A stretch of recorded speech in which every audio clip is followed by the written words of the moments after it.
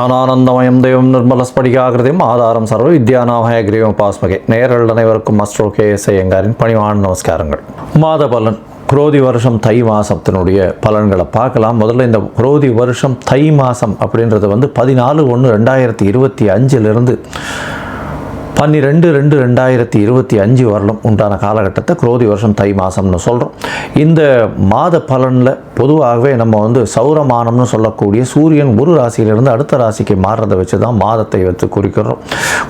நம்ம இந்த மாத பலன் முதல்ல இந்த மாதத்தினுடைய கோல்சாரம் என்ன, அதற்கு பிறகு இந்த மாதத்தில் வரக்கூடிய மாற்றங்கள், அதாவது வேகமாக செல்லக்கூடிய மாத கிரகங்களுடைய மாற்றங்கள், அது தவிர இந்த மாதத்தில் வரக்கூடிய விசேஷ நாட்கள் அப்படின்றத பார்க்கலாம்.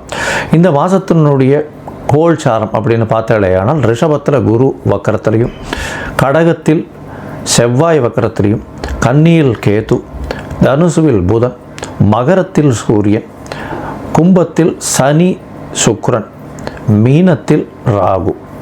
இந்த மாதத்தில் பார்த்தாலேயானால் வரக்கூடிய மாற்றங்கள் அப்படின்னு சொல்லக்கூடியது 18ஆம் தேதி 18/1/2025 அன்னைக்கு செவ்வாய் வக்கரகதியில் மிதுனத்துக்கு போகிறார். அதாவது புனர்பூசம் 1ஆம் பாதத்துக்கு போகிறார். அதற்கு பிறகு பார்த்தாலேயானால் 19ஆம் தேதி அன்னைக்கு மகரத்தில் புதன், அதாவது 19ஆம் தேதி மாதம் பிறந்து ஒரு 4-5 நாள்லேயே புதனும் சூரியனோடு சேர்ந்து இருக்கக்கூடிய காலகட்டம். அதற்கு பிறகு இந்த மாதத்தில் 28/1/2025 சுக்கிரன் கும்பத்திலிருந்து மீனத்தில் போய் உச்சமாறார், ராகுவோட சேர்க்கை. அதற்கு பிறகு இந்த மாதத்தில் 5/2/2025 அன்னைக்கு புதன் கும்பத்திற்கு சனியோடு சேர போகிறார். இது இந்த மாதத்தினுடைய கோல்சார மாற்றங்கள், இந்த மாதத்தினுடைய மாத கிரகங்களுடைய மாற்றங்கள். இந்த மாதம் பிறக்கிறது அப்படின்னு பார்த்தோம்னா மகர மாதம், அதாவது 14ஆம் தேதி மதியம் 2:55 தான் மாதம் பிறக்கிறது. அதனால் உத்தராயண புண்ணிய காலம் அப்படின்னு ஆரம்பிக்கிறதே உத்தராயணத்துக்கு மகர மாதத்துக்கு சூரியன் போகிறதே மத்தியானம் 2:30 மணிக்கு மேலே தான். அதனால் தை பொங்கல் வைக்கக்கூடிய நேரமும் நான் உங்களுக்கு பார்த்து இன்டிமேட் பண்ணுறேன். சரி, இந்த மாதத்தில் வரக்கூடிய விசேஷ நாட்கள் என்ன அப்படின்னா, இந்த மாதம் பிறந்த உடனே 14ஆம் தேதியே தைப்பொங்கல் மிகவும் விசேஷம். உழவர்களுக்கெல்லாம் பெரிய ஏற்றத்தை கொடுக்கக்கூடியது உத்தராயண புண்ணிய காலம்னு சொல்கிறோம். அதுக்கப்புறம் 15ஆம் தேதி மாட்டுப்பொங்கல், காணும் பொங்கல்னு சொல்லுவாங்க. ரிலேட்டிவ்ஸ் எல்லாரையும் கூப்பிட்டு வச்சு, அதாவது ரிலேட்டிவ்ஸ்னால் அக்கா தங்கைகள் எல்லாருமே அந்த காலகட்டத்தில் பிடி வச்சு அதன் மூலியமாக ஒரு என்ன சொல்கிறது, ஒரு ஒற்றுமை, அதை தவிர ஒரு எல்லாருமே ஒன்றா இருக்கக்கூடிய காலகட்டமாக அமையிறது. இந்த மாதத்தில் பார்த்தோம்னா உத்தராயணம் அப்படின்றதுனால தேவர்களுக்கு பகல் பொழுதாக சொல்லக்கூடியது. அதனால் ஒரு பெரிய ஏற்றமான விஷயம். எல்லா விஷயங்களும் இந்த மாதம் மொத்தமே பார்த்தோம்னா நிறைய முகூர்த்தங்கள் நல்லபடியாகவே இருக்கும். அதாவது பொதுவாகவே தை மாதம்னு சொன்னோம்னா முகூர்த்தங்கள் அதிகமாக இருக்கக்கூடிய காலகட்டம். இந்த வருஷம் சற்று கம்மியாக இருக்கும். ஏன்னா குருவும் வக்கரகதியில் செவ்வாயும் வக்கரகதியில் இருக்கிறதுனால இந்த முகூர்த்தங்கள் பார்த்து வைக்கிறது கொஞ்சம் கஷ்டமாக இருக்குது. கொஞ்சம் பார்த்து இது பண்ணுறது நல்லது. ஏன்னா 2 கிரகங்களும் ரொம்பவும் முக்கியமான கிரகங்கள் திருமணத்தை பொறுத்தவரையிலும். அந்த 2 கிரகங்களும் வக்கரத்தில் இருக்கிறதுனால சற்று இந்த முகூர்த்த தினங்களுக்கு சற்று பின்னடைவு இருக்கிறதா பார்க்குறேன். அடுத்தது பார்த்தீங்கன்னா இந்த மாதத்தில் தியாகராஜ ஆராதனை, அதாவது சத்குரு தியாகராஜர் அப்படின்னு திருவையாறில் அவருடைய ஆராதனை விழா நடக்கும். அதாவது பஞ்சரத்ன கீர்த்தனை இதெல்லாம் ரொம்ப அபூர்வமாக அதிசயமாகவும் நடக்கக்கூடிய காலகட்டமாக அமைய போகிறது. இந்த வருஷம் பார்த்தோம்னா அது தியாகராஜ ஆராதனை 18/1/2025 அன்னைக்கு இது வருது. அதற்கு பிறகு பார்த்தோம்னா 21ஆம் தேதி அன்னைக்கு 21/1/2025 அன்னைக்கு அஷ்டகான்னு போட்டிருக்கும். அதாவது அஷ்டகா அன்வஷ்டகா அப்படின்றது சப்தமி அஷ்டமி நவமி இந்த 3 தினங்கள் மார்கழி தை மாசி பங்குனி இந்த 4 மாதங்களும் தர்ப்பணம் பண்ணுறது. இந்த வருடத்திற்கு 96 தர்ப்பணம்னு சொல்லக்கூடியதில் இந்த 12ம் அடங்கும். அது ரொம்ப முக்கியமான விஷயம். இதை தவிர பார்த்தாலேயானால் இந்த மாதம் இந்த தை மாதத்தில் வாஸ்து புருஷன் கண் விழிக்கும் நேரம் வேறு வருது. மிகவும் விசேஷமான காலகட்டம். வாஸ்து புருஷன் கண் விழிக்கும் நேரம் அப்படின்னு சொல்லக்கூடியது 9:52 11:22 வரலும் இருக்கக்கூடிய காலகட்டம். இது சுமார் 90 நிமிஷங்கள், அதாவது 1 மணி நேரம் 30 நிமிஷங்கள் இருக்கக்கூடிய காலகட்டமாக இருக்குது. இந்த காலகட்டத்தில் பார்த்தாலேயானால் அதாவது வாஸ்து புருஷன் கண் விழிக்கிறார். கண் விழித்து அவர் வந்து காலை கடன்களை முடிக்கிறார், அதற்கு பிறகு குளிக்கிறார், அதற்கு பிறகு வந்து சாமிக்கு உண்டான பூஜை புனஸ்காரம் செய்கிறார், அதற்கு பிறகு அவர் வந்து சாப்பாடு அதாவது உண்ணும் அதாவது உணவு அருந்துதல், அதற்கு பிறகு தாம்பூலம் போடுதல், இந்த மாதிரி 5ஆக பிரிச்சிருக்கா. இந்த 5 விஷயத்தையும் 18 நிமிஷமாக வந்து இந்த 90 நிமிஷம் பிரிக்கப்பட்டிருக்கு. இந்த கடைசி 18 நிமிஷம் அப்படின்னு சொல்லக்கூடியது வந்து மிகவும் ஏற்றமான காலம் அப்படின்னு சொல்லக்கூடியது. அதாவது ரொம்பவுமே விசேஷமான காலம் அப்படின்னு சொல்லக்கூடியது. ஏன் அப்படின்னா இந்த கடைசி 18 நிமிஷம் அதாவது 36 நிமிஷம் அப்படின்னு சொல்லக்கூடியது நிச்சயமான வெற்றியை உங்களுக்கு தேடித்தரும். இது எதனுடைய வெற்றியை தேடித்தரும் அப்படின்னா, வாஸ்து புருஷன் கண்விழிக்கும் நாளில் இந்த மனைக்கால் ஊன்றது, அதை தவிர வந்து புதுசாக வந்து ஒரு வீடு கட்டுறது, வீட்டுக்கு உண்டான இது பத்திரங்கள் பதிவு பண்ணுறது, அதே சமயத்தில் வீட்டுக்கு உண்டான பேச்சுக்களில் வந்து அட்வான்ஸ் கொடுக்கறது, இந்த மாதிரி விஷயங்களும், புதுசாக வீடு கட்டணும்னு லேண்டு பார்த்து வச்சுருக்கீங்கன்னா லேண்டுக்கு வந்து பூஜை போடுறது, மனை பூஜை போடுறது, புதுசாக ப்ராஜெக்ட் எதாக இருந்தாலும் ஆரம்பிக்கிறது, இதெல்லாம் வந்து ஒரு பெரிய ஏற்றத்தை உங்களுக்கு கண்டிப்பாக கொடுக்கும். அந்த ப்ராஜெக்டில் எந்த ஒரு பிரச்சனையும் வராத அளவுக்கு நல்லபடியாக நடக்கக்கூடிய காலகட்டமாகவே நிச்சயமாக அமையும். அதற்கு பிறகு இந்த மிகவும் முக்கியமான நாள் அப்படின்னு சொல்லக்கூடியது 29/1/2025, அதாவது தை அமாவாசை, உத்தராயண புண்ணிய காலத்தின் முதல் அமாவாசை. அதாவது தேவர்கள் பகல் பொழுதில் நடக்கக்கூடிய முதல் அமாவாசை. எப்பொழுதுமே தை மாதம், ஆடி மாதம், அதுக்கப்புறம் புரட்டாசி மாதம், இந்த அமாவாசையெல்லாம் ரொம்ப விசேஷம். இந்த அமாவாசைகள்லாம் பித்ருக்கள் நம்மளுடைய லோகத்துக்கு வந்து நம்மளோட சேர்ந்து இருக்கிறதா வந்து ஐதீகம். அதனால் வந்து இந்த அமாவாசைக்கு தாய் தந்தையர் இல்லாதவர்கள் கண்டிப்பாக பித்ருக்களுக்கு கொடுக்க வேண்டிய அவர்களுக்கு தர்ப்பணங்கள், அதை தவிர பித்ருக்களுக்கு சேர வேண்டிய விஷயங்களை வந்து பண்ணுறதும், அதை தவிர அருகில் இருக்கக்கூடிய இந்த கோவிலுக்கு போயிட்டு வர்றதும் அதன் மூலியமாக நல்ல ஒரு ஏற்றம் கிடைக்கக்கூடிய காலகட்டம். உங்களுடைய தோஷங்கள் பித்ருக்களுக்கு பண்ணாதது தோஷம் வரும், பண்ணிங்கன்னா நல்ல ஒரு ஏற்றம் வரக்கூடிய வாய்ப்புகள் நிச்சயமாக உண்டு. அடுத்த ஜென்ரேஷனும் நல்லபடியாக இருக்கும். அதை தவிர பார்த்தோம்னா இந்த வருஷம் ரத சப்தமி, அது வந்து 4/2/2025 அந்த அன்னைக்கு வருது. அதாவது சூரியன் தேர்கால் திரும்புறதுன்னு சொல்லுவாள்.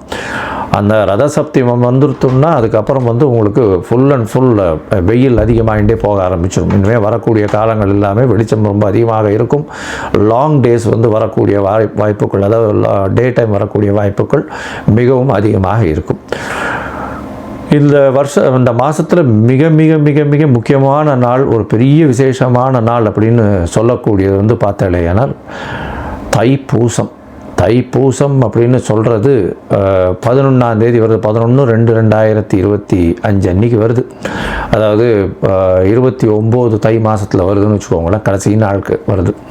தைப்பூசம் அப்படின்றது வந்து முருகனுக்கு அலகு குத்துறது, வேல் சுமக்கிறது, அதை தவிர காவடி சுமக்கிறது, பால் குடம் எடுக்கிறது, இதெல்லாம் நிறைய விஷயங்கள் நடக்கும். ஆனால் தைப்பூசம்னு ஞாபகம் வந்ததுனாலே அதுக்கு முதல்ல ஞாபகம் வர்றது வள்ளலாரனுடைய ஒரு பெரிய விசேஷம், தனிப்பெரும் ஜோதி, அதாவது அருட்பெரும் ஜோதி தனிப்பெரும் கருணைன்னு சொல்லக்கூடியது. அதாவது அணையாத விளக்கு, எப்பொழுதுமே வந்து இன்று வரலும் சாப்பாடு தானமாக கொடுக்கக்கூடிய ஒரு பெரிய இடம் இந்த வடலூரில் இருக்குது. ரொம்ப பெரிய விசேஷம். இன்னி வரலும் அவர் ஏற்றிய விளக்கு இன்னி வரலும் வந்து சாப்பாடு வந்து கொடுத்துட்ருக்காங்க. மிகப்பெரிய அதாவது தர்மம் செய்யக்கூடிய விஷயமாக அது சொல்லப்படுறது. ஏன்னா சாப்பாடு கொடுக்கறதுன்றது அன்னதானம் இருக்கிறதுலே ரொம்பவும் விசேஷம். அதுவும் வந்து இத்தனை வருடங்களாக கண்டினியூஸாக டெய்லி கொடுத்துட்ருக்காங்கன்னா ரொம்ப பெரிய விஷயம். அது வந்து ஃபாலோ பண்ணுறதும் ரொம்ப கஷ்டம், அதை செய்கிறதும் ரொம்ப கஷ்டம். அதை பண்ணிகிட்ருக்காங்க அப்படின்னும்பொழுது மிகப்பெரிய ஆச்சரியமான விஷயம். அண்ட் கண்டினியூஸாக பண்ணுறதுல ரொம்பவும் சந்தோஷம். அவங்களுக்கு பெரிய அதாவது கோடி நமஸ்காரங்களை அவங்களுக்கு நிச்சயமாக தெரிவிக்கணும்.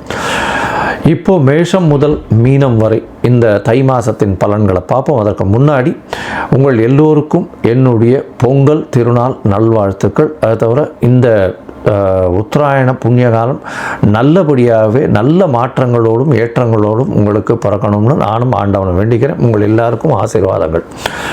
இந்த மாதத்தில் பார்த்தாலேயானால் நிறைய முகூர்த்தங்கள் வரணும். அதனால் இந்த சற்று முகூர்த்தங்கள் கம்மியாக இருக்குது. இளைஞர்கள் கல்யாணத்துக்கு பார்த்து கொண்டிருக்கிறவர்களுக்கு நல்லபடியாக கல்யாணம் வரணும் அப்படின்றத வேண்டிக்கிறோம். சரி, இப்போ மேஷம் முதல் மீனம் வரை உண்டான ராசிகளுக்கு என்னென்ன பலன்கள் அப்படின்றத பார்ப்போம். அதற்கு முன்னாடி என்னுடைய மொபைல் நம்பர் ஸ்க்ராலிங்கில் போயின்னு இருக்கும். உங்களுக்கு ஒருவேளை ஏதாவது அஸ்ட்ராலாஜிக்கல் கன்சல்ட் தேவைப்படுமையாயின் நீங்கள் எனக்கு ஃபோன் பண்ணுங்க. உங்களுடைய date, time, place of birth, உங்களுடைய அதாவது பெயர், உங்களுடைய தாய் தகப்பனார் பெயர் வரலும் எனக்கு அனுப்புங்க. என்னுடைய கட்டணம் என்னன்னு சொல்கிறேன், அந்த கட்டணத்தை அனுப்புங்க. அதற்கப்புறம் நீங்கள் உங்களுடைய ஜாதகத்தை போட்டுட்டு அதில் சந்தி இருக்கான்றதை பார்த்துட்டு, பொதுவாகவே நான் பார்க்கும்பொழுது அந்த சந்தியிலேயே நிறைய பேர் சந்தியிலேயே ராசி தெரியாமையோ நட்சத்திரம் தெரியாமையோ இருக்கா. ஏன்னா மிருகசீரிஷ நட்சத்திரம் ரிஷபத்திலையும் வரும், மிதுனத்திலையும் வரும். விசாக நட்சத்திரம் பார்த்தீங்கன்னா துலாத்திலையும் வரும், விருச்சிகத்திலையும் வரும். அந்த மாதிரி உடைந்த நட்சத்திரங்கள் 2 ராசியிலையும் வரும். அதனால் எந்த ராசினே தெரியாமல் இவ வாட்டுக்கு 40-50 வயசு வரலும் மிருகசீரிஷம்னு ரிஷப ராசிக்கு அர்ச்சனை பண்ணிட்டு இருப்பாள். ஆனால் ரிஷப ராசியில் இருப்பாள். அதாவது மிதுன ராசிக்கு அர்ச்சனை பண்ணிட்டு இருப்பாள், ரிஷப ராசியில் இருப்பாள். அந்த மாதிரியான நிறைய மாற்றங்கள் இருக்குது. அதனால் இதை தெரிஞ்சுக்கோங்க முதல்ல. அதுக்கப்புறம் உங்களுடைய தசாபுக்தி அந்தரம் சூக்ஷ்மம். ஏன்னா எந்த ராசியோ அதே மாதிரி லக்ன சந்தி இருந்துருத்துனா அந்த லக்னம் சந்தியாக போச்சு ஆனால் நிச்சயமாக அந்த லக்னத்தின் சுபர் வேறையாக மாறிடுவார். அதனால் உங்களுக்கு நல்ல காலம் நல்லா நடந்துட்டுருக்கு, தசை நல்லா நடந்துட்டுருக்கு நீங்கள் நினச்சிட்டு இருப்பீங்க, அந்த தசை நல்லபடியாகவே இருக்காது. அதனால் இன்றைய காலகட்டம் எப்படி இருக்குது, அதை தவிர இன்றைய கோல்சார பிரகாரமும் உங்களுடைய தசாபுக்தி அந்தரம் சூக்ஷ்மம் பிரகாரமும் என்ன ஒரு பலன் இருக்குது அப்படின்றத பார்த்து உங்களுக்கு சொல்கிறேன்.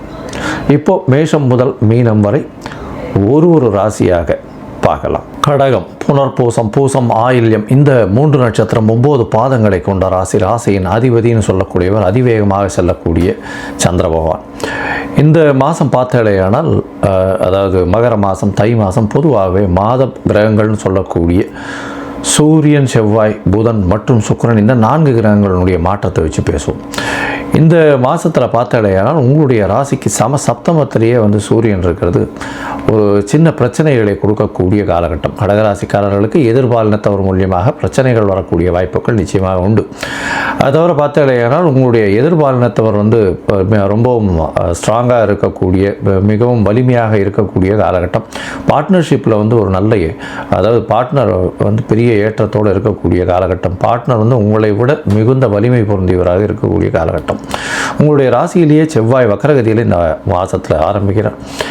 இந்த மாதத்தில் வக்கரகதியில் ஆரம்பிக்கக்கூடிய செவ்வாய் உங்களுடைய அதி யோகர்னு சொல்லக்கூடியவர். அவர் 18ஆம் தேதி 18/1/2025 அன்றைக்கே 12ஆம் இடத்துல போயிடுறார், விரயஸ்தானத்தில் போயிடுறார். ஆனால் வக்கரகதியில் இருக்கிறதால நல்ல ஒரு ஏற்றம் கிடைக்கக்கூடிய காலகட்டம்.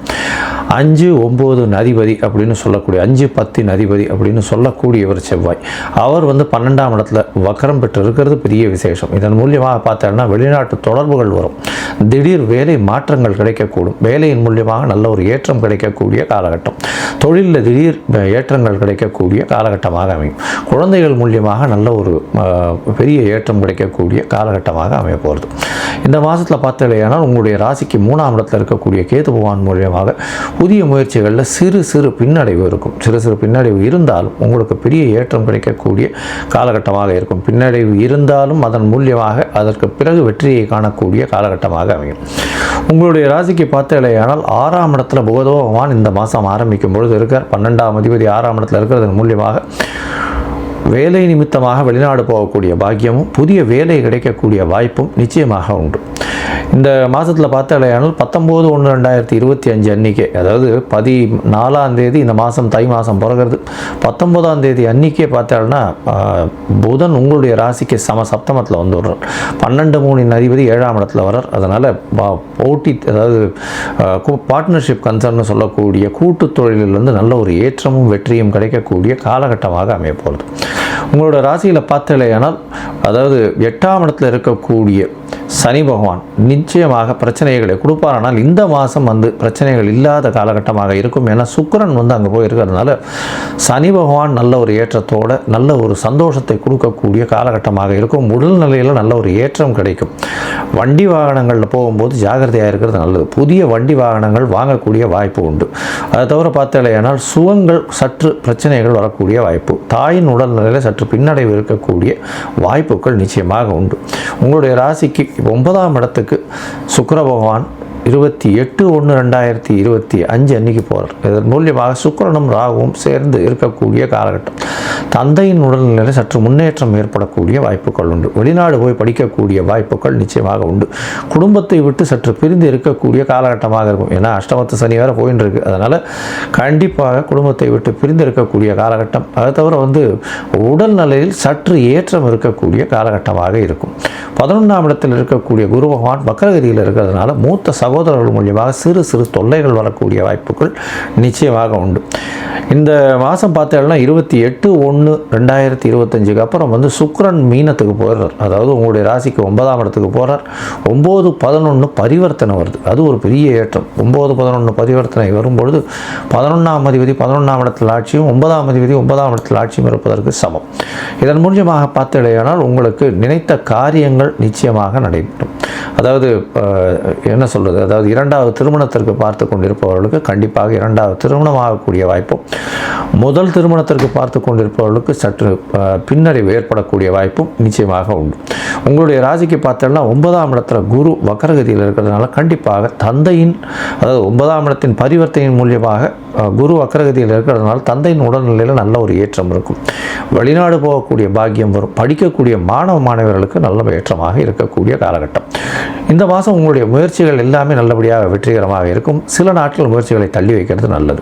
அந்த சில நாட்கள் அப்படின்னு சொல்லக்கூடியது இந்த சந்திராஷ்டம நாட்கள்னு சொல்கிறோம். இந்த சந்திராஷ்டம நாட்கள் என்ன இன்னைக்கு வருதுன்னா 30/1/2025 1/2/2025 வரலும் இருக்குது.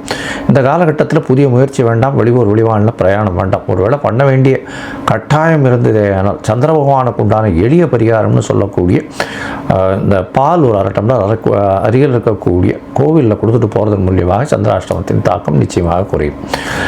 இந்த மாதத்தில் பார்த்தலையானால் இந்த விவசாயிகள், எளிதில் அழுகக்கூடிய பொருட்கள் வியாபாரம் பண்ணுறவங்க, பால் பதனிடும் பொருட்கள் வியாபாரம் பண்ணுறவங்க, தண்ணீர் வியாபாரம் பண்ணுறவங்க, அது தவிர காய்கறி பழங்கள் இதெல்லாம் வியாபாரம் பண்ணுறவங்க, நீர்நிலைகள், அது தவிர நீர்நிலைகளில் வேலை செய்கிறவங்க, இவங்களுக்கெல்லாம் பெரிய ஏற்றம் கிடைக்கக்கூடிய காலகட்டமாக இருக்கும். டிரான்ஸ்ஃபர் வரக்கூடிய வாய்ப்புகள் நிச்சயமாக உண்டு.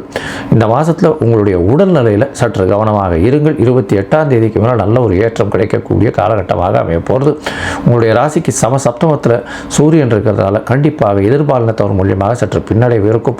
பேச்சில் ரொம்ப கவனமாக இருக்கிறது ரொம்ப நல்லது. குடும்பத்தில் சற்று பிரச்சனைகள் வரக்கூடிய வாய்ப்பு இருந்தாலும் அது அமைதியாக போகக்கூடிய வாய்ப்புகள் நிச்சயமாக இருக்கும். மொத்தத்தில் பார்த்தீங்களேனால் இந்த மாதம் நல்ல ஒரு ஏற்றமான மாதமாக இந்த கடகராசிக்காரர்களுக்கு இருக்கும். நீங்கள் சந்திர மௌலீஸ்வரரை போய் இந்த மாதம் போய் சேவிச்சுட்டு வாங்க ஒரு தரம். அது ரொம்பவும் ஏற்றத்தையும் கொடுக்கும், மாற்றத்தையும் உங்களுடைய வாழ்வில் நிச்சயமாக கொடுக்கும்.